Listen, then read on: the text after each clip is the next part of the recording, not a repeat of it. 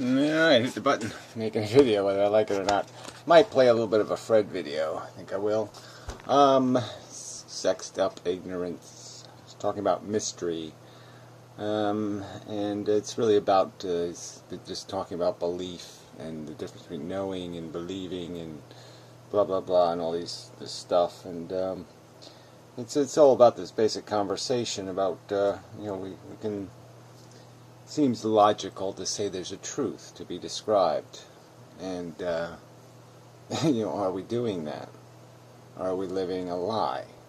Is living a lie? People complain about the idea of a matrix or a virtual reality or somehow a synthetic world that we might live in. But if you're living a lie, a false notion of creation or purpose or function, isn't that just as bad or worse? If you don't really understand the context of your existence, what power you had to do something, what power you didn't have, how much time you wasted on crap and bullshit because you didn't understand urgency or importance, because your priorities were idiotic or stupid. It's like I've been watching a lot of movies, and some of them have aliens in them, and you're just wondering what these these aliens seem rather. Obviously, we anthropomorphize even aliens into human stupidity, and we presume them to be human and stupid in terms of the silly obsessions and blindnesses that they might possess that would be similar to a human, obsessed with greed or immediacy. So it sort of gets this objective, subjective, this ultimate versus narrow description, and then the problem of this vocabulary, just in terms of how you can describe something is what level of conviction is appropriate, how confident is our the knowing, and they all do have different character. Every trial has unique evidence, and some of it's circumstantial, some of it direct evidence. And so, for every truth you're testing, every statement that's being tested, there's a different set of evidences, some with more or less integrity. But obviously, when you're arguing against, this is always the tricky part. And what is allowed in the reasonable sphere of counter proposals. So obviously, people who invent gods or invent all kinds of nonsense just make up a cartoon and say, "There, that's the competing truth." And in that cartoon universe, this doesn't happen, and that doesn't mean anything, and this doesn't, they just dismiss evidence because they can cartoon it away with a god who deliberately puts fossils in the ground to fool us, for some reason, to keep it all complicated and mysterious. But obviously I think mystery is ignorance. That's all it is. Our subjective reactions are completely dissectable. We know what we are in terms of our hungers. The ones that are physically visceral, and the ones that are standardly conditioned. So, the ego mechanisms of what we reward in our culture and civilizations. Clearly that could be a very different world. We could live in a world where we revere people who have demonstrated devotion and skill and honesty and integrity, and instead we revere and idolize and glorify people who are attractive and have physical prowess and mastery, and all the it's just almost laughable how wrong the human race has got that in terms of its values and what it conditions into us in terms of the competition. And that's a key concept in all of this, is recognizing that there is a competitive nature. Trying to, not so much the Smith-Jones kind of thing, like outdoing the Joneses, but just this idea of being approved, being loved, being appreciated. That is a competition. We play it as a competition, as if you can hit certain buttons and make it happen, or at least create the sense, the belief that you've earned it or deserve it, and therefore it should happen, even though you're not guaranteed reward. So anyway, but the basic bottom line is there's, that's, it always goes back to evolution. It goes back to this biological equation, the creation of this whole, vortex of bullshit that runs through our brains in terms of our need to have, to be something, often something more than is reasonable, attainable, within the realm of even reality. The happily ever after syndrome is out there. I fix this problem, somehow all my problems will be resolved, and it just doesn't work that way. New problems will arise. It's just acclimating to the new condition of desire and hunger. And if you lack that, you're out of the game. You won't find any way to play the game. Won't feed you. So you have to be hungry. Because there's too many. There's too obnoxious to play it from a neutral position. You can't play it from a neutral position. You have to be driven. You have to have a passion of some kind, or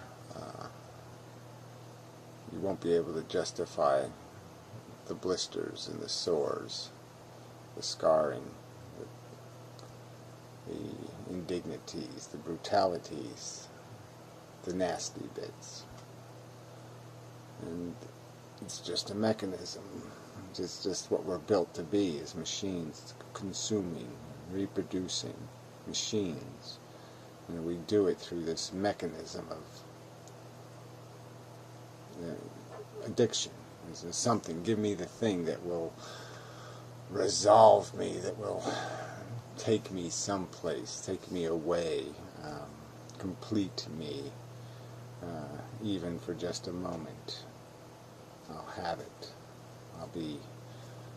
I'll be what I should be, and then have it taken away again, so I can just go chase it again. Chase it. Just keep chasing the chalice, the whatever, the Holy Grail.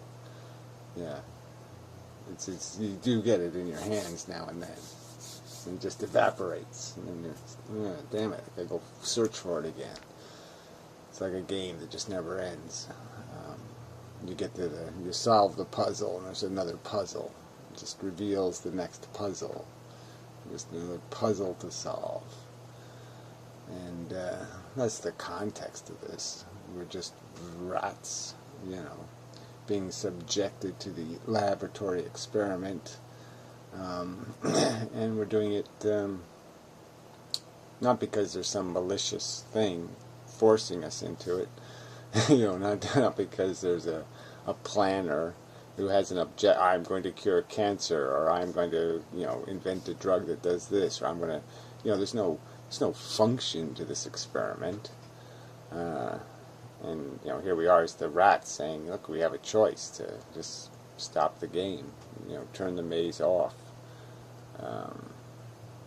recognize that you're not going to be able to make it fair or sensible, that it's all built out of breaking things before you can fix them, and with this illusion that there's accomplishment in that. I mean, there's obviously, that's the cheat that always enters into it, right? People would just see the one half of the sandwich, one half of the, well, whatever. Just think of your own metaphor for something that's a half. They'll recognize the round wheel at the top and not recognize the flat bottom. Just recognizing that seeing the victory in satisfying and fixing. Seeing the victory in being functional and useful, and not recognizing that the thing that broke it in the first place was unnecessary, and that the real sensible utility is preventing things getting broken. So I've used metaphors for this, the human in the china shop, and how we just ought to learn not to touch this, don't play with it. As you touch one little bit of it and it all starts shattering, and you'll create cascades of fissures and brokenness and a mess that has to be cleaned up, and then you'll have an excuse then, right? You'll have a justification, because there'll be so much in the world to take care of that there'll be no excuse for stopping now, because there's too much to fix. That's sort of the game that's played, as we create the 7 billion people who have to somehow finish their existence, and they have to gain their gratification, and we can't justify, limiting them and preventing them from actualizing themselves by playing games with their own little captive mice, and see if they can make them, pop out of the box, or play the little tune and run the maze the way they would wish or anticipate. Voyeuring on living by extension, by making this slop and then saying, look, I made the thing that cleaned up the slop. Yes, of course I made the thing that made the slop, but it's all self-justifying. And if it was challenged by a real intelligence, not the fake aliens who have, silly itches they're scratching, who are, caught in their own little maze of delusions and bullshit. If somebody just directly asked the question, why? Exactly what is accomplished. You can't gain satisfaction or gratification any other way. Is that your silly argument? It's you have to torture the animal and rip its flesh out and cook it. There's no other way you can feed your desire. There's no other way you can gain gratification in life unless you impose life, unless you play God. I don't think that's a reasonable statement or claim. I don't think it could survive any kind of rational challenge. Aren't you just scratching itches that don't need to exist? If you're going to be that needy, then you'd almost have to concede that you're too expensive, you're too high maintenance. Yeah. It's a real concept. It's a fact of life. There are things that are too high maintenance. They consume more than they produce. So anyway, let's play a little bit of this mush. See if it says anything to us at all.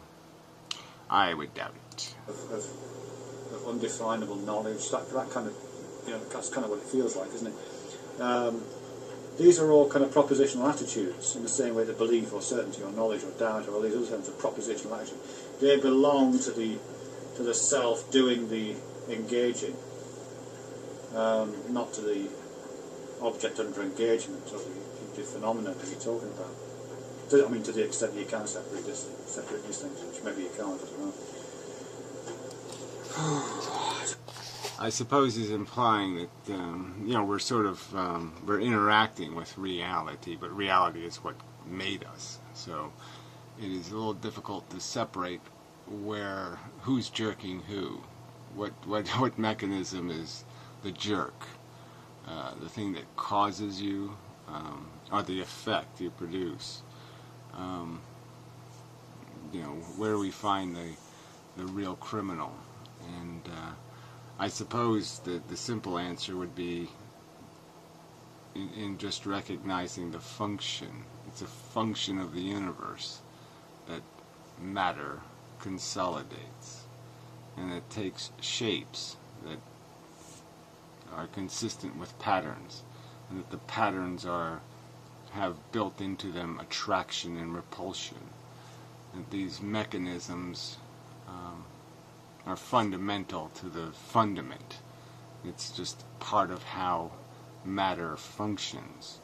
And the fact that once it makes something, once chemistry achieves a level of complexity in the sense of just associations that will be possible, the infinite number of associations possible, that one of those associations may produce a replication, may cause the matter to phenomenologically replicate, to cause to happen the existence of a copy. And if it does this copying in a certain way, that way will create something that can evolve. And evolution, or the idea of selecting for survivability, selecting for survivability, selecting for survivability. That's it. That's the box, the really important box.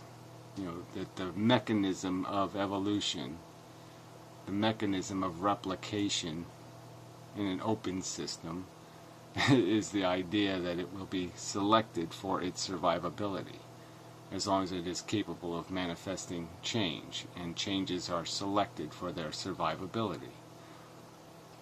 That mechanism will create machines that do things, and they may not be as capable as us because their chemistry may never acquire electrical nervous systems and certain kinds of sense perception and all of that, but the idea of the machine would be the same. The function, the basic mechanism would be the same. And we're just weighted. We're just made more incidental, more substantial, more dangerous, because we have manifested consciousness out of that mechanism. That machine has produced this value creator to mimic value, to create the illusion of it in an interior, so the machine could see value in terms of its survival. It could see the survival. You could read the trees, or you could read the environment, and you could see on the environment. It would be coded by your brain based on its greenness or its redness to your welfare. And that's the awe and the passion and the desire and the hunger is built out of that color placed on the world, placed on the things in the world. And that entire mechanism only exists because it is likely to produce this survival machine. I mean, but either whether you can separate them or not, I suspect you can't. But there's a way of talking about this object-subject relationship which emphasises the subject, and those are the propositional attitudes, aren't they?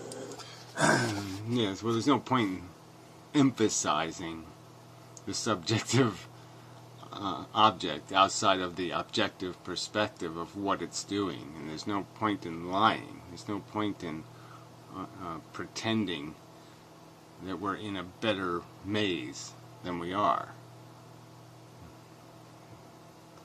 It's more than no point in it. It's obnoxious to the very idea of even talking, even communicating words, even communicating the idea of belief and understanding and knowledge and right and wrong and correct and inaccurate and accurate. I mean, even having these words as words would mean nothing if it's not our objective to have them mean something, to have them be correlated to something accurate and true. Bullshit sucks. So things like knowing and believing, intending, doubting, all these kind of things. Being gobsmacked in the face of, being awestruck.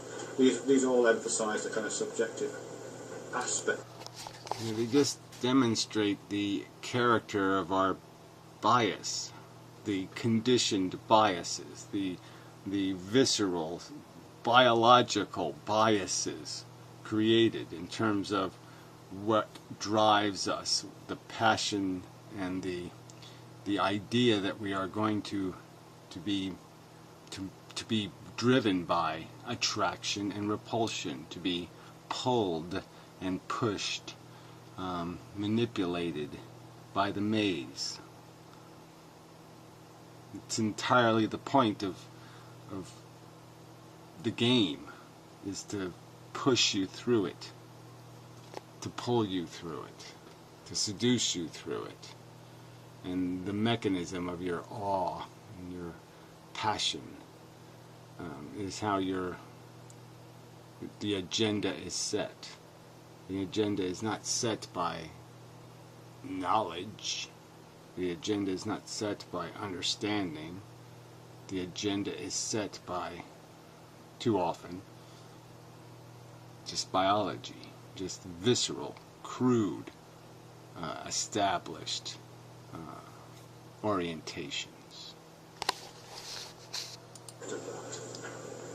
Or to look at the phenomenon from that direction. It's confusing, isn't it? I'm very confused by this, but I'm trying. So yes, mystery. Is mystery just sexed up ignorance? Yeah. You could say just playing the game with words, like saying mystery, is it just sexed up ignorance? Isn't that just sexed up rhetoric? Isn't that just sexed up commentary? We can't talk intellectually and sensibly and logically about subjects. We have to have some sort of personality into it. We have to interject some sort of, ooh, is it being too sexed up? Is it too sexy for its intelligence? We have to make somebody feel something instead of provoke thought and order and discipline to the meaning of words, to establish that, yes, let's have words that actually mean something.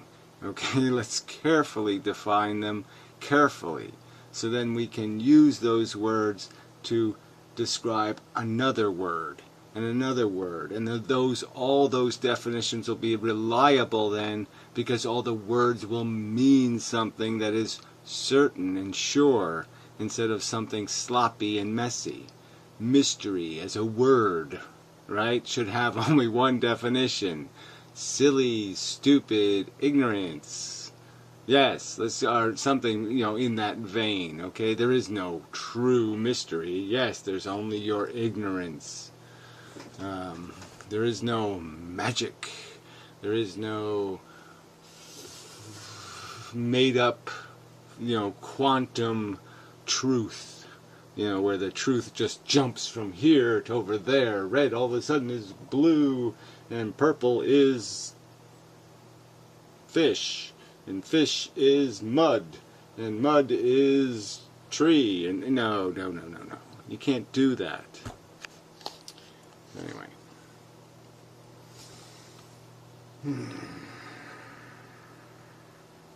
Yeah, so I'm, just pondering. So I'm in my. It's like I'm hanging out with Yoda.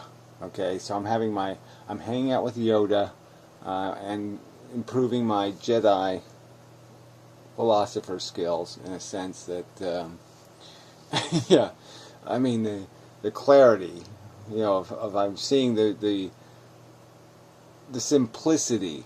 Okay, this is not. The truth of our existence is not complicated. It's incredibly simple. It's made of incredibly simple function.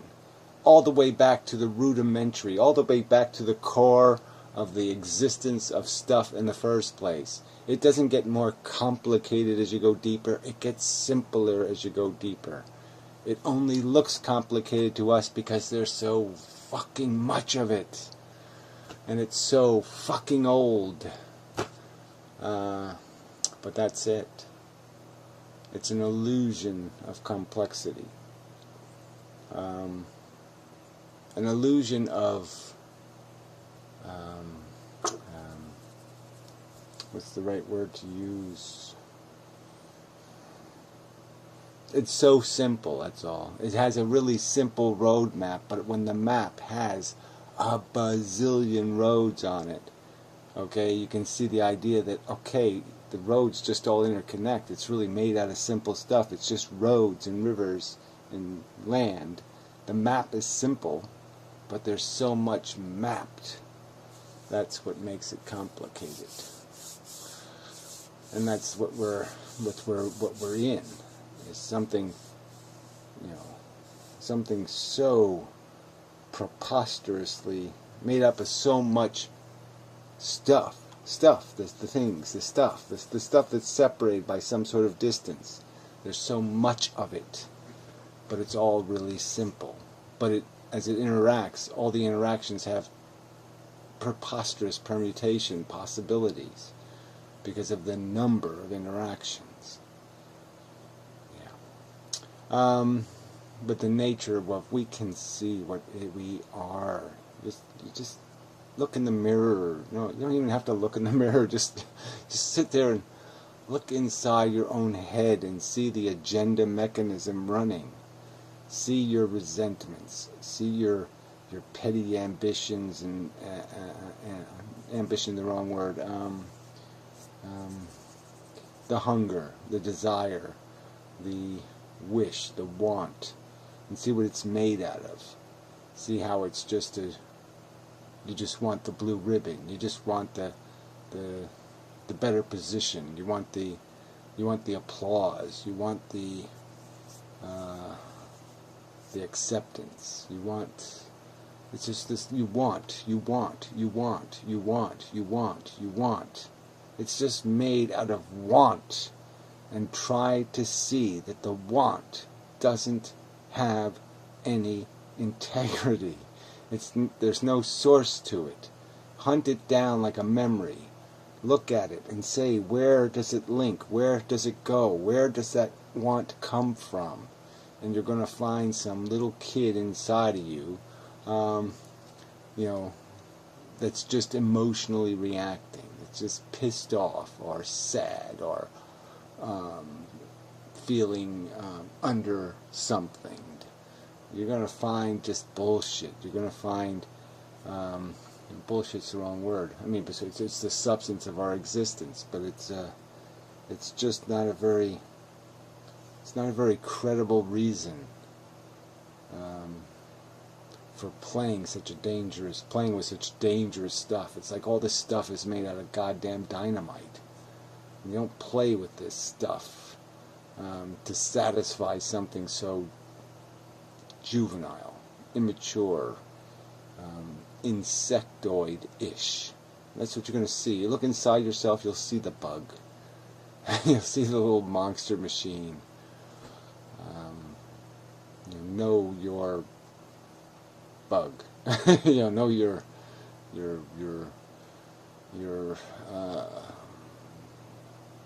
the crude nature of your core. Alright, that's probably enough. Yeah. Just stop bullshitting people. I mean, really, just stop with the bullshit. Just deal with the reality of what we are. We're machines. Biological machines. And we haven't thought, we haven't intellectually discovered an agenda. We are just living a crude one imposed by crude forces. Recognize that and step above that. Yeah, and such.